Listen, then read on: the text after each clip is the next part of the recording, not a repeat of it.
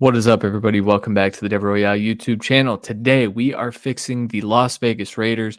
We're going to go through free agency, housekeeping, an NFL mock draft. We're going up to 7 rounds this time because of some trades. We've got some fun stuff in line for you. Make sure you stay tuned through the intro. We'll catch you on the other side.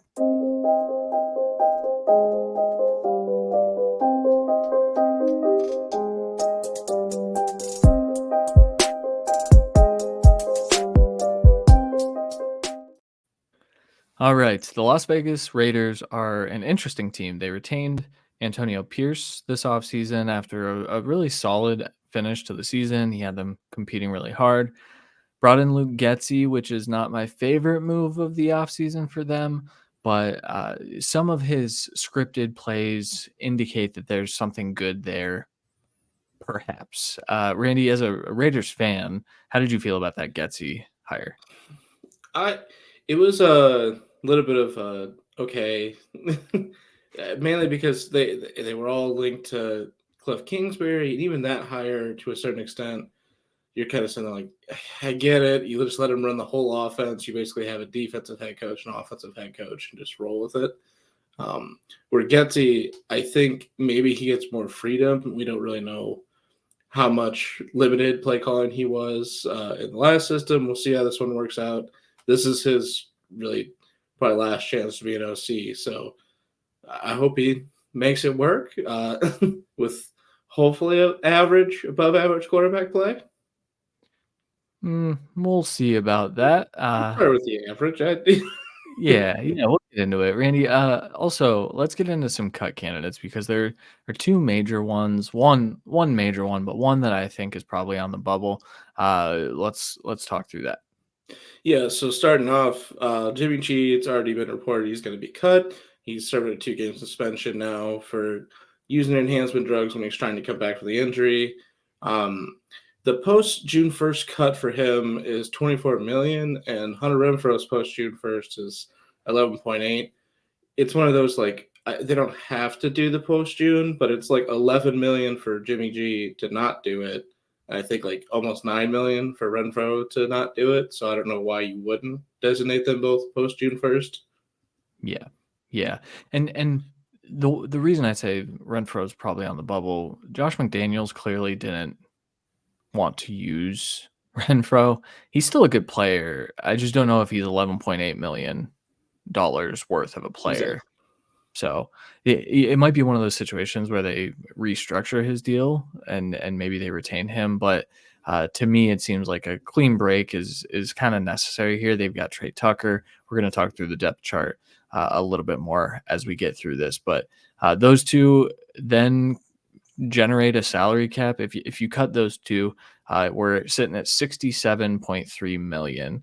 And then we're going to get into some housekeeping, and there's another thing that they can do to create more cap, which we are going to do because I had fun. So let's get right into it. So first housekeeping item, you have to retain Josh Jacobs, especially now that you have Luke Getsy, who really focuses in on the run and the rushing attack. In this case, we're keeping him for about 11.5 million per year. He's well worth that. He's one of the better backs in the NFL. That don't pay running back crowd. I get it, but you're not going to get the production that you got out of Josh Jacobs from someone else, even though I like Zamir White. Andre James, we retained as well. We talk about the run game. These last two pieces are very important parts to that. So Andre James, 9 million average per year for 3 years. He played really well for them last year. So you kind of have to just retain the good players from the offense because we'll talk about the overhaul on defense here in a second. But Greg Van Roten, we'll bring him back. He, not a long-term commitment, 1 year, almost 3 million, but slots in as your starting right guard. I think you're pretty comfortable with that, just based on how he played last year. But you're looking towards the future. You're looking to replace him down the road. Maybe you give him another 1 year deal next year, but we're not super concerned about that. Also, we're going to retain Amik Robertson, who's a good player that maybe hasn't reached his full potential yet. I've always been a fan of Amik, and I want to see him thrive. So we're going to bring him back as corner depth. Adam Butler, Jacob Johnson, Brandon Parker. We're bringing those guys back as well. Randy, you were the one that wanted to tender these three: Jordan Meredith, Isaiah Polamau, and Kanai Maga. How do you think that there's one of these guys that could step up and be a playmaker, or is it just kind of retain the depth that is good enough? Yeah, it's more retain the depth that is good enough.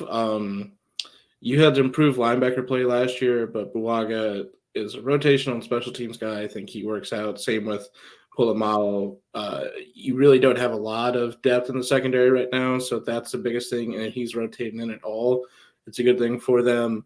And really, the biggest thing with Jordan Meredith is right now he is the only backup guard on the team. Mm-hmm. Yeah, pretty critical, especially with for $985K. I'll take it. Yeah, 100%, 100%. And the last thing that we did, we restructured Devontae Adams' deal, saving us $10.5 million. So we're approaching free agency, including all this housekeeping stuff, with about $78 million or close to it. So they technically can also restructure, but more than likely extend Max Crosby, which they might do this offseason, which could free up more space, or they could front load the deal to take off some of this cap that we have. Yeah, for sure. All right, Randy, let's get into free agency, the fun part, because we spent a lot of money here. It's Vegas. We gamble. Exactly. Yeah, starting off big with the defensive line. We went enormous with 3 pieces. Hopefully the player, personnel coach, defensive side, great mind on that side, can bring in some top-end defensive free agents. Bryce Huff, 3 years, $50 million. Christian Wilkins, 2 years, $41 million. Grover Stewart, 3 years, $33 million. We're going to just make this quite possibly the most dominant defensive line in football. Day one.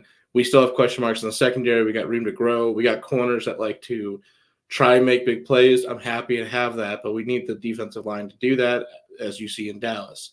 So getting a top-end edge rusher to actually pair with Max Crosby while Tyree Wilson kind of figures himself out inside-outside. He's going to rotate in with these guys, but Wilkins is just another guy to actually eat up the run for you, and because the Raiders need that desperately. And it also helps change the culture to what it's shaping up to be right now, which is just effort, hard work. We're not he is just him, Max Crosby together is such a pairing that should be illegal.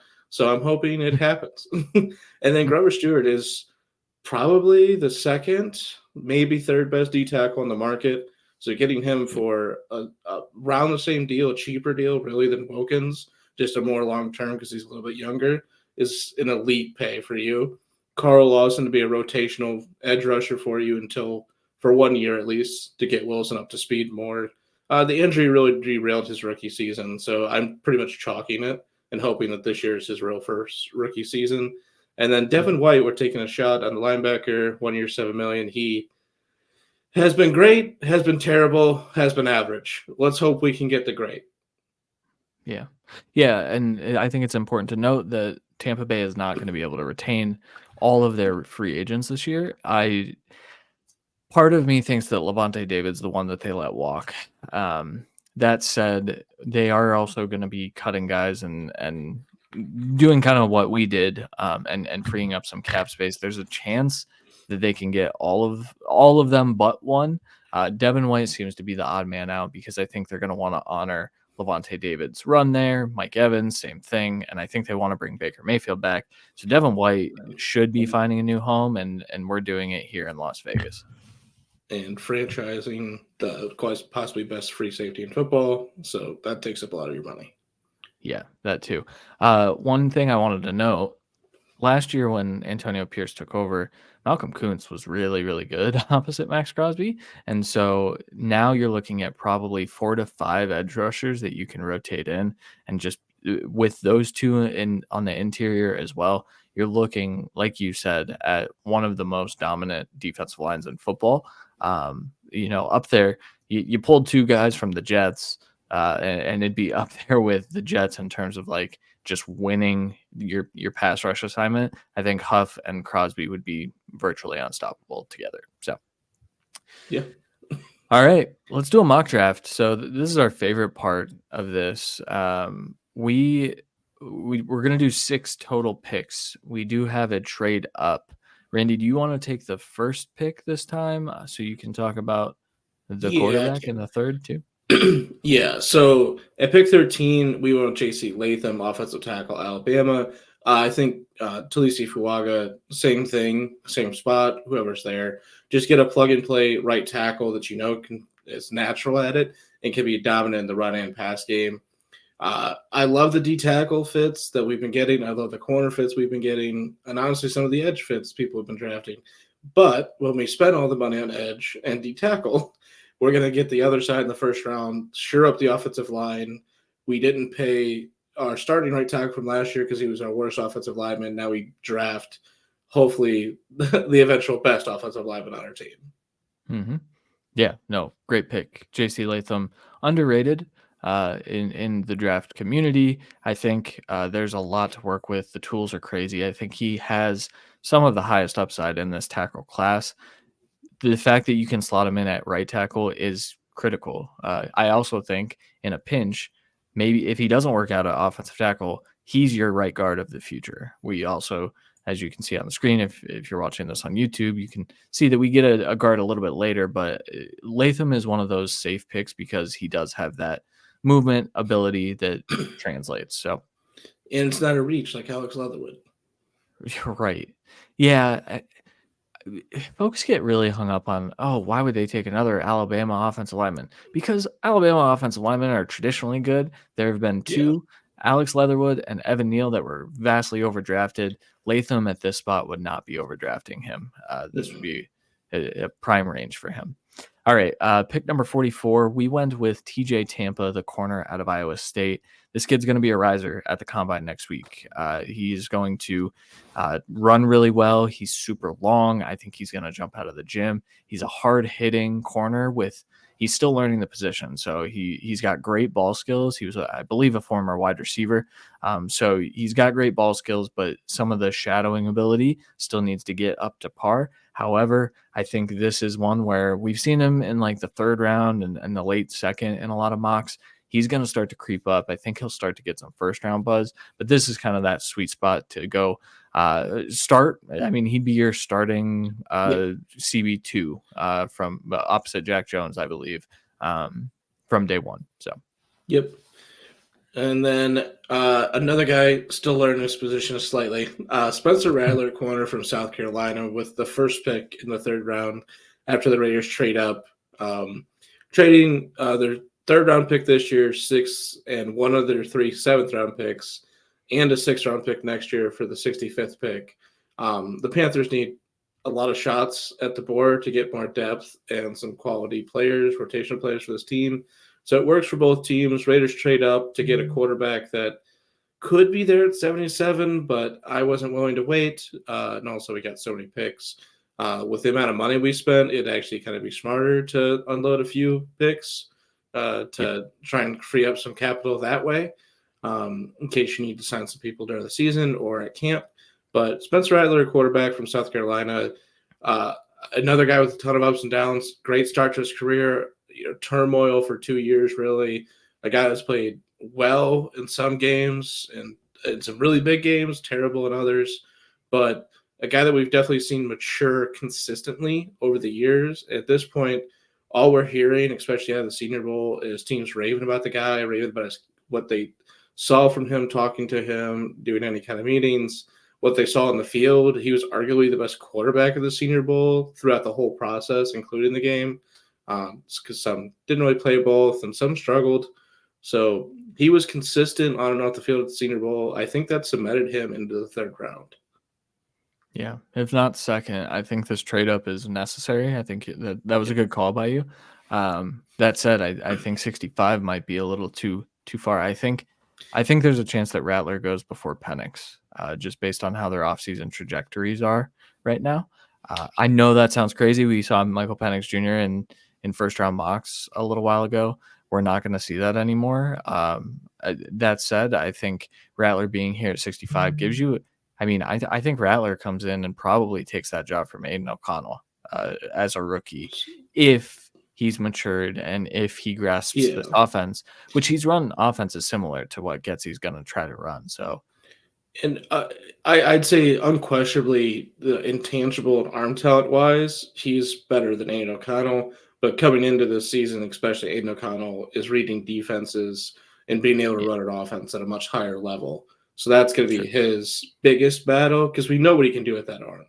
It's just Yeah. he needs to be more consistent and on the field and in between the helmet Mhm. on the field.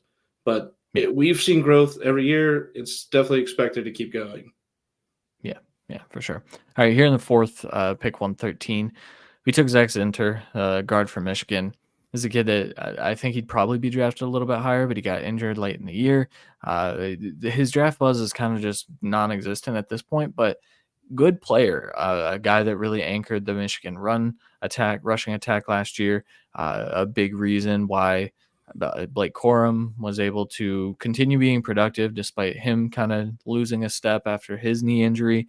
Zinter is one of those guys that he's going to come in. I think he's like a plug and play type of guard. So I think he could challenge for a starting spot, maybe taking Greg Van Roten's job, but also being one of those left side, right side versatility guys. And if you can get that on day 3, you're thriving. Yeah, and worst case, he sits and is just a rotational player when needed the whole year and learns behind Van Roden, who's a 32-year-old vet who's played really well last year. I think that's a perfect situation for someone coming off a major injury really late in the season. Uh, Yep. Fifth round, getting some secondary help, safeties. Sione Vaki from Utah, a versatile player that really in the fifth round though, just getting a guy to be better depth at safety, which isn't the strongest position necessarily for the Raiders. Epps played pretty good last year. Morig has been consistent and getting better and making some big plays, but they really need to continue working on the secondary, and hopefully Vaki can grow into the free safety the future this team needs. But worst case, we just get another body in that secondary, which is much needed. And probably going to be a good special teams player. Plays very hard. For those that don't know anything about Sione Vaki, he also plugged in at running back for Utah at one point Yeah. this year and was fantastic. So it's ironic that our next pick here in the 7th is a running back because Vaki could be that at the NFL level. Probably won't be. He's probably going to be a safety. But here in the 7th, pick 221, taking Michael Wiley. This is the running back from Arizona. He's a great pass catcher. He's one of those guys that you probably don't love the idea of throwing the ball to Zamir White if you do experience a Josh Jacobs injury. Michael Wiley allows you to get cheap at the position, but also have that RB3 where if you need to plug him in as a third down back, you're probably pretty comfortable with that. I don't necessarily know if Wiley's going to be there, but I ran a few different mock drafts to kind of sort this all out, and he was there every time. So I just took that as that's where his capital is right now. But I do think he's one of those guys that could rise through the combine as well. But hopefully Wiley's not playing much. Hopefully after paying $11.5 million to your starting running back, you're playing him a lot and running him Yeah. into the ground a little bit. Well, and they're basically letting 3 running backs walk from this depth chart, which is way too many running backs, anyways. But they were both mainly pass catchers, so getting a guy that's more pass catching is a smart play because it would be a rotational if Samir White has to take over for an injury again. Yeah. But yeah, it's smart to just get another body in that backfield. But yeah, in worst case, if you think he's a back of the 6th round, there's 2 7th round picks. We could have traded up, whatever. But oh, I Yeah. did. I kept doing that too. There was running backs there in the 7th and all the mocks, and I'm like, is Ali really going to be here? No. So I'm not taking it. So we'll see how the true value goes. Same with the quarterbacks. If both Nix and Penix are in the 2nd round, I'm not sure Rattler or Hall going, or any of those guys are going in the late 2nd or early 3rd necessarily, just because 2 studs went already that round. So it Yeah. might decrease the position a bit for a little bit of help, but there's enough capital for the Raiders there. They could have traded the fourth. And they could have gotten a little bit higher. But I went for a team that needed draft picks. Yeah, for sure. Glad you mentioned running backs leaving the depth chart. We're going to take a look at the new depth chart with all of our signings and our draft picks. So, draft picks on this, if you're watching on YouTube, all the draft picks are in yellow, all the signings are in blue. And so you can see how defensive heavy we went with free agency and how offensive heavy we went with the draft, which is what teams tend to do. But just reading through it, Aiden O'Connell and Spencer Rattler are battling it out for quarterback. Josh Jacobs, Zamir White, Michael Wiley is your running backs. Left to right on the offensive line, you've got Colton Miller, Dylan Parham, Andre James, Greg Van Roten, J.C. Latham, Zach Zinter as that rotational interior piece. Wide receivers, you still have Devontae Adams, you still have Jacoby Myers, and you still have Trey Tucker. Those critical pieces last year. And then at tight end, you're hoping that Michael Mayer takes a step up. You're hoping that Trey Tucker takes a step up as well and gives you a decent assortment of weapons for these young quarterbacks. Randy, walk us through the defensive side. Yeah, which is the killer side, which is what we need for two young battling quarterbacks on the other side with a running focused offense. Max Crosby, Carl Lawson, Bryce Huff, Tyree Wilson, and Kuntz as your edge rushers with Christian Wilkins, Grover Stewart, Jerry Tiller, and Adam Butler, who both had good rotational snaps last year as your 4D tackles. Good Lord. Robert Spillane, Devin White, and Divine Diablo as your two linebackers. They usually just do a two linebacker set. Both Spillane and Diablo improved last year, so adding White should be great. Jack Jones, Jacorian Bennett, TJ Tampa, Amik Robertson, and Nate Hobbs as your starting / rotational corners. All super athletic and all guys that really want the ball, honestly. And with Jack Jones being a pet project of Pierce, who coached him in college and knows him and kind of revived his career, he's going to keep playing that hard, and I'm excited for that. And finishing out the secondary, Marcus Epps, Sione Vaki, and Trayvon Moehrig at safeties.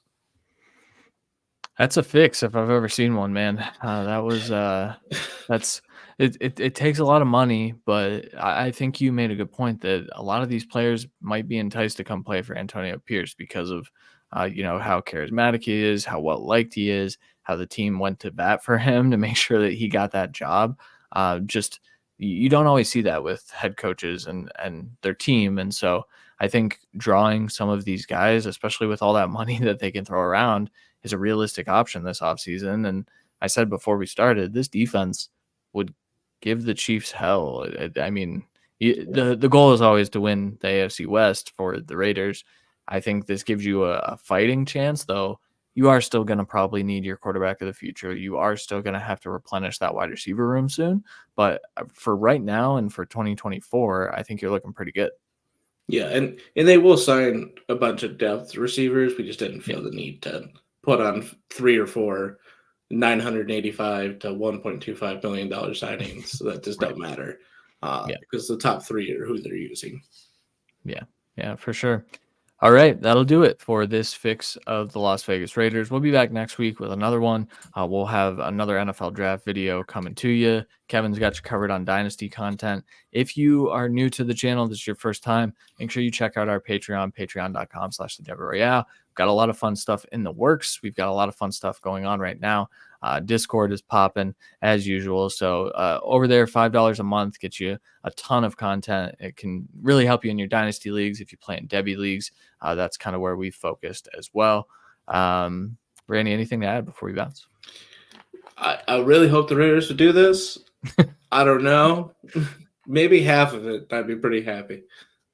Honestly, you get one of the defensive tackles, get Bryce Huff, and you're in good shape. But we went crazy, and it was fun. So Raiders fans, let us know in the comments what you think. Do you think that this is a route that they would take? Do you think that this is a route that you want them to take? Leave a comment. Make sure you like this video as well and subscribe to the channel so you don't miss any of that good content that we've got coming your way. Thank you guys for watching. We'll catch you guys next time.